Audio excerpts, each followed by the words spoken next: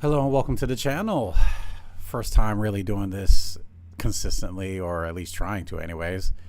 So let's talk about everyone's favorite game, Marvel Rivals. But I'm not just going to talk about Marvel Rivals because we already seen dozens upon dozens upon dozens upon dozens upon, dozens of videos of it on the internet. But I want to particularly talk about how Marvel Rivals is such a wonderful game, but because of NetEase decisions is why it is in the state that it is here in season 7. And I decided I wanted to finally talk about it after playing this game for a year, after having so much fun since season 0. I wanted to talk about it because what I've noticed is that there's this pattern that has happened in each season. But first, let me get to the foundation, the root of the problem of Marvel Rivals. Marvel Rivals has a duelist main oversaturation problem, and I can only blame NetEase for this, because why in the flark would you release a game with 3 separate roles in a hero shooter, mind you, and I get people are going to try to flame me and be like, oh my God, you haven't played hero shooters before. Duelists are always the most, or, the damage dealers are always the most classes in the game. Baby, it's okay. It's just like MMOs where everybody wants to play damage dealer. Nobody wants to tank. Nobody wants to heal. It's the same concept. What's effed up about that is people like, how could I best put this? I also play Elder Scrolls Online, and that's a very popular MMO. And what they did to alleviate this problem was they kind of, in a sense, made the classes themselves more organic and able to do multiple hybridization of roles, basically. So I can play, say for instance, a Dragon Knight that can heal, himself and others with proper specs, okay, and proper allocation of talent points. You don't get that option in Marvel Rivals. You don't get that option at all. You can't hybridize a character to be like, okay, so I have Black Widow, but you know what, we need another support, or we need a healer. Why not go ahead and do that? With her, you get to team up with Phoenix, but Phoenix has to be on your team.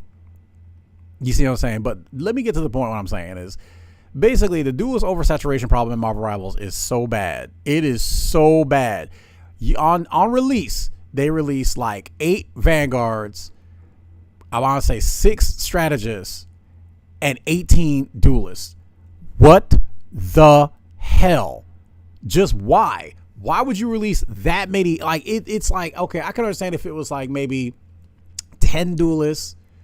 Okay, why couldn't it have been like at least like equal in each role to start, and then slow drip with each of the characters as they come out? Then it would have been a nice gentle surprise. No, they oversaturated the duelist market, and it is affecting the game badly. It has affected the game culture so badly. From season 0, okay, you had duelist mains who refuse to peel for the strategist, who refuse to learn target priority, who a lot of them refuse to even go into practice range and learn how to aim. But this isn't just ranting about it, about duelist mains. I mean, I play duelist characters also. I'm a flex player. But what makes this really crazy is the fact that because they release too many duelists, and a lot of those duelists are extremely popular characters, it's led to a very toxic environment in Marvel Rivals. And it started with that, which then led to the strategist strike, because Guang himself even sat there on video and was like, strategists need help. You need to peel for them, Vanguards and duelists. But this is coming from Eastern culture where they're used to doing things in a team, which makes perfect sense. God, I love my time in South Korea. It was so much fun.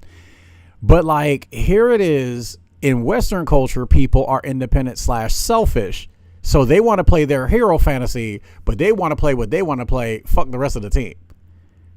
Just F the rest of the team. And I'm looking at them like, girl, what? So you have some content creators on here who will talk about, oh my God, supports are boosted. Why the fuck do you think that is? Why the flip do you think supports are boosted? Because when the lead developer seriously sat there and asked you in season 0 and season 1, both times asked you, hey guys, you kind of need appeal for your strategist players. Hey guys, whenever you see, Black Panther coming back there, you might want to, check out how Cloak and Dagger's doing. You might want to check out how Luna's doing. You might want to go back there and make sure they're not getting harassed by Spider-Man. But did that happen? No. I'll tell you what happened. Viral video of Black Panther literally two-shotting Cloak and Dagger in season 0 went viral, and yeah, it led to his nerfs, but it also led to NetEase seeing that Westerners are selfish, don't want to act in a team, but have egos. And what that led to was, what's his name? Necros. I don't know him personally. Honestly, I see that twin bed and single pill in the background, which tells me, baby, that penis is ferocious. But anyway, he sat there and said that really infamous take about, oh my God, supports are boosted. Supports are so easy. And then it caused the support strike.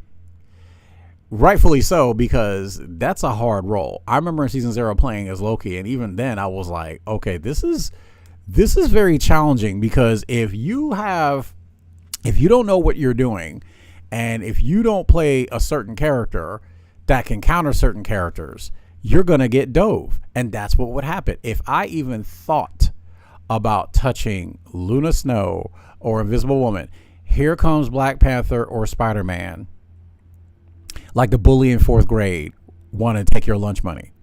I'm like, nah, we ain't hearing this. So even after the devs pleaded about this, even after pleading about this with the player base, and they saw the player base was not budging, they're not peeling, they're not helping the strategists. So what do? They nerf dive and they buff strategists. To be fair, the damage in this game is way over the top. It's overtuned, and a lot of content creators will never admit that. When they sit there, oh, strategist this, strategist that, they'll scream about strategists, but they'll never admit the truth. I'm like, why do you think the strategists are boosted, dog? Because the damage in this game is overtuned. That's why. The damage in this game is overtuned. So the healing in this game is overtuned. It's not the strat's fault that the healing in this game is overtuned. It's the fact that you guys don't want to work as a team. And then I'm really feeling bad for the Vanguard mains, because the tank crisis is really out of control, dog. It is out of control. I will label this crisis the duelist oversaturation crisis. Okay. It is an ongoing crisis where for some reason NetEase thinks it's a great idea to keep releasing duelists. I'm like, girl, you've literally released like 8 duelists since season 0. There were already 18. There are now 26 duelists. Why do we need this many duelists? Why? I'm just trying to understand. I'm like, I get it as a business. You want to pull more players in, but baby, the house has to be clean before you invite guests over. Right now, NetEase, you got a very dirty house. You just do. You have a dirty house. You can't let no guests come into this, because the duelist mains are ruining everything. Not saying in particular any one person. There's a lot of factors into this, so I can't sit there and just throw blame at one person or throw blame at one group of people or anything like that. No, everything gets complicated. But NetEase, ultimately, it's their game. It's the situation that was created. They have to propose a solution. They do it with each patch whenever a character is overtuned. They do it with each season whenever the meta has shown them the statistics. So why is it so hard to just start listening to the player base, realizing this is causing this stuff to be toxic? Stop releasing duelists. Stop releasing duelists. They're like, oh, well, Cyclops is next. He better be a Vanguard. I mean, I personally don't like the character because, I have personal beef with him ever since, how he left, Madeline Pryor, but we ain't going to get into that. But I'm just being for real. It just makes no sense that you have all these duelist characters, and it's created and bred a very crazy and toxic environment where people don't want to peel. People don't want to pay attention to positioning. I just want to play what I want to play, but I want to bitch at you because you're not playing the strategist I want you to play, or you're not playing the Vanguard I want you to play. I'm like, the entitlement of duelist mains is insane, and it needs to be talked about. It actually needs to be studied. So let me get this straight. So at the character selection screen, I'm gonna describe a scenario. And tell me in the comments if you have went through this scenario. You're at the character select screen, and there's a slight anxiety because you're just looking at your team like, your teammates like, are you a good witch or are you a bad witch? What's it gonna be? What are y'all gonna pick? Me purposely, I will purposefully wait at the character select screen and wait till it be the last pick. Why? Because you'll see people's real natures right there. You'll see their nature. You will see everything that they'll do. And 9 times out of 10, I'm not even trying to exaggerate when I say this. I'm dead serious when I say this. It doesn't matter the mode. It really doesn't. Even though they've made arcade modes, even though there's a Doom match tailored to duelist mains, no, it does not matter what freaking mode you are in. They are going to play their duelists, and they're gonna saturate the team with duelists. It got so bad during, I believe, season 5, where all I would see is like 3-stack, 4-stack duelists. Now in season 7, if you get a Vanguard, you're lucky. If you get 2, ooh, baby. Something must have either happened. You got a flex player that's tired, or you had a strat main that's tired and just said, F it, I'll just tank. It's gotten that bad, NetEase, and I really love your game. You have an amazing game, and I love it so damn much. Oh my God, I be wanting to give like Guang and Xiong a hug, and I want to be like, here, let's have some tea. Let's just discuss this, because you guys work really hard, and you guys deserve a lot better credit. But baby, a lot of Americans are dumb. They're dumb, and they're selfish. And I know that a lot of foreigners are laughing at this right now because they know I'm telling the truth. But baby, we need more Vanguards. Okay, the fact that I'm an Ultron main should tell you something. I'm laughing because I literally made a correlation. I'm like, wow, Ultron is literally like the babysitter.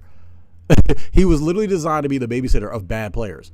And I can see it now. Like, it's so crazy. It's like, you'll get players that will sit there and rage about, oh my God, why are you trying to force Ultron? I'm like, Ultron can be used in 2 heal comps. What are you talking about? Oh my God, can you swap to Invis? Just say you're bad at positioning. Just say you don't know what cover is. Just say that in reality, if somebody was shooting at you, instead of going behind, a wall or going behind some cover, you're going to stand there and get shot. Just say that. Just say that. Just say that. And this is me vouching for Mantis mains too, because they go through the same struggle. Or Adam mains, we go through the same struggle. It's like the minute you pick them, oh my God, well, we need 3 heals. No, we don't. No, we do not. This game was literally designed with the 2-2-2 composition in mind first. What is the most successful comp that was released from Xiong and Guang? 2-2-2. It's the highest win rate. It's on the website. These aren't hidden, these stats aren't hidden.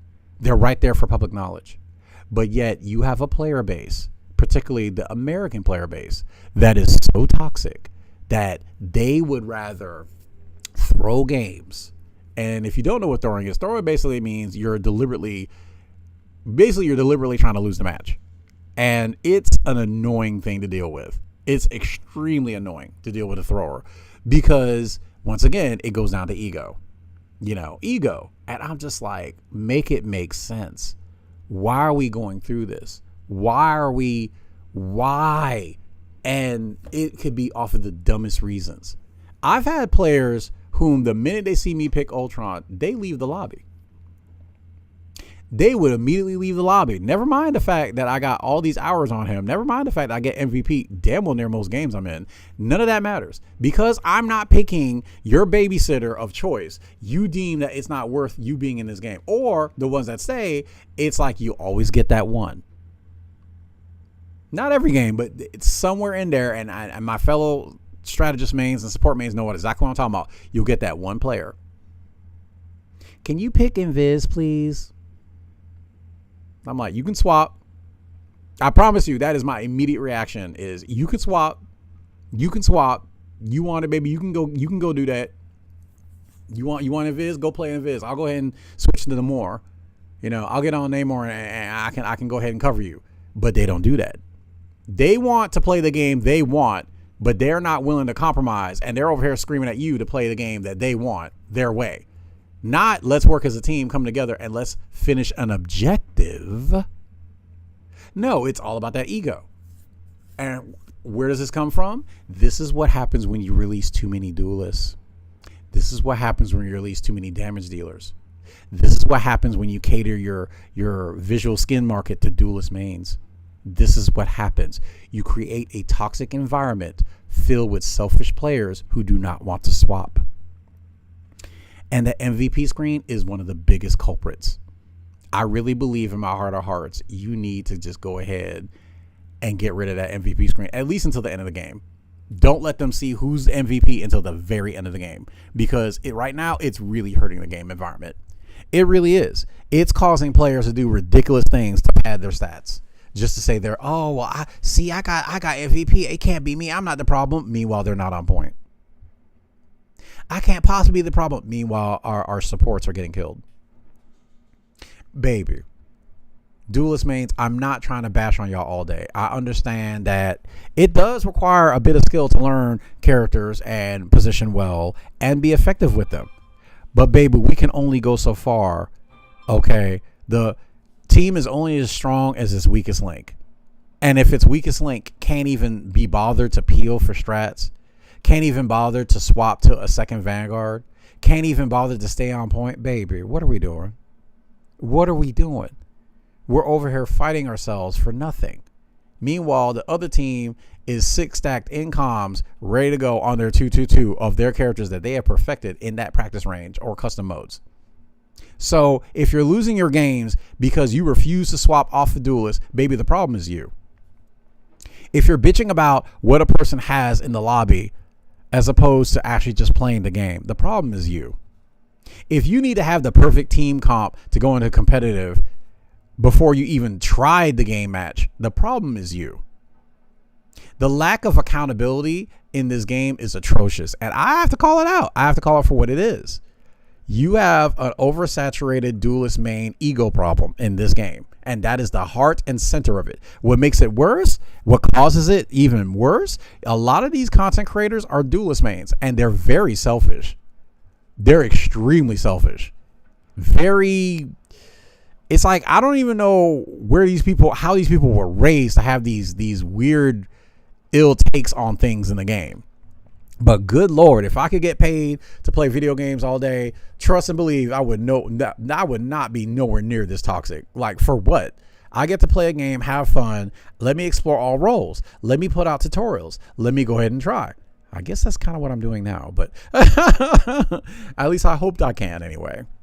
But this is my first stab at it. I was just getting this information out there. I wanted to have to get this off my chest because it's just gone on too long. It's been a year, NetEase. Baby, what are we doing? We're literally into April going into May, and we have an oversaturated duelist market. And if Psylocke get one more fucking skin,